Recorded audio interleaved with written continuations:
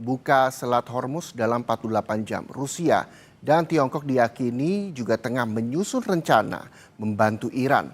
Situasi ini bisa membuat perang Timur Tengah semakin dahsyat dan mengancam keselamatan lebih banyak orang. Kami ingin bertanya, Trump ini sudah ultimatum Iran untuk buka Hormuz dalam 48 jam. Waktunya ini makin sedikit. Menurut Anda, akankah ancaman Trump akan menjadi kenyataan atau hanya gertakan semata? Baik, kita bisa mencoba melihat ya bahwa memang ada pola yang tergambar sangat jelas sekali bahwa sebenarnya Donald Trump di sini memainkan tekanan chaos ya. Dia mengatakan bahwa akan melakukan satu serangan bombardir yang luar biasa, pangkalan-pangkalan, tempat-tempat rudal, bahkan juga infrastruktur sipil juga menjadi target ya.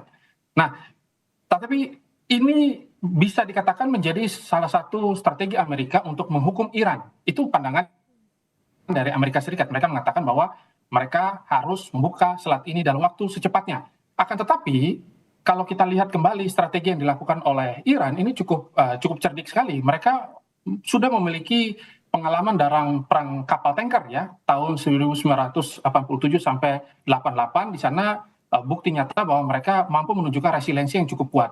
Jadi apakah kembali lagi, apakah Donald Trump hanya cuma isapan jempol atau dia cuma bermain-main? Saya kira dia tidak sedang bermain-main, tetapi opsi-opsi yang nanti akan dilaksanakan adalah opsi-opsi satu tekanan yang nanti benar-benar akan membuat Iran dan juga seluruh pihak akhirnya menegosiasikan ulang lagi apa yang sudah terjadi kali ini.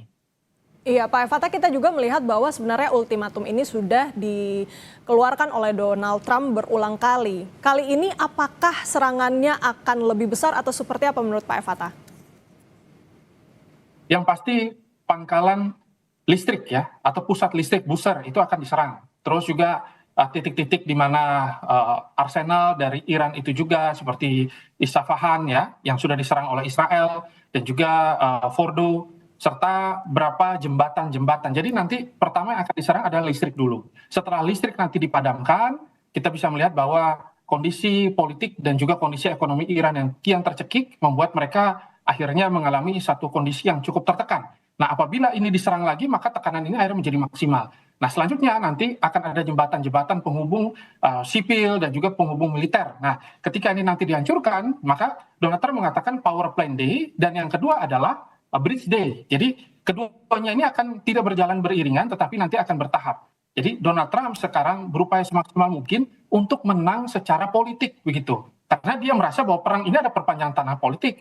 Jadi dia merasa bahwa semua ejekan yang ada dan sudah diberikan kepadanya harus memberikan dampak produktif lagi untuk Donald Trump. Maka ini merupakan kesempatan Donald Trump untuk menunjukkan kredibilitasnya kepada dunia. Itu yang dipikirkan oleh Donald Trump dan juga disupport oleh Israel yang kian menyerang secara decisif ya, dan juga makin lama akhirnya makin masuk ke dalam titik-titik utama dari IRGC itu sendiri. Tapi begini Pak Fatah, kita tahu juga Iran sebenarnya sudah merespons tidak akan tinggal diam. Menurut Pak Fatah, serangan balik yang akan dilakukan Iran ini melihat Donald Trump yang mengancam sedemikian rupa, apakah serangan dari Iran ini bisa untuk mengcounter dari Amerika Serikat ini menurut Pak Fatah? Ya, jadi titik tekannya yang dibawa oleh Iran ini cukup cerdas. Jadi Iran ini awalnya memang ketika kita lihat secara kekuatan ya, kekuatan militer, kita tahu bahwa udara itu dimiliki oleh Israel dan Amerika. Pasukan darat ini kita lagi menunggu apakah nanti opsi darat ini akan dilancarkan, tapi Amerika bilang tidak.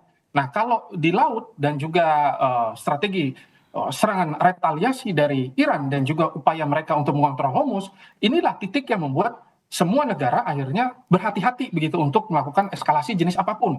Makanya Rusia dan Cina juga akhirnya mengatakan bahwa mereka harus menegosiasikan hal ini dan menyampaikan kepada negara Teluk juga agar jangan sampai ini terjadi eskalasi akhirnya merugikan semua pihak. Dan yang paling menarik adalah Houthi ya, dengan pegangan mereka di Selat El-Mandeb, Bab El-Mandeb, ini tanda bahwa ada dua titik yang ditekan oleh Iran. Nah, kalau satu titik dibuka, misalkan Hormuz dibuka, Bab El-Mandeb tutup, sama juga Israel nanti rugi gitu.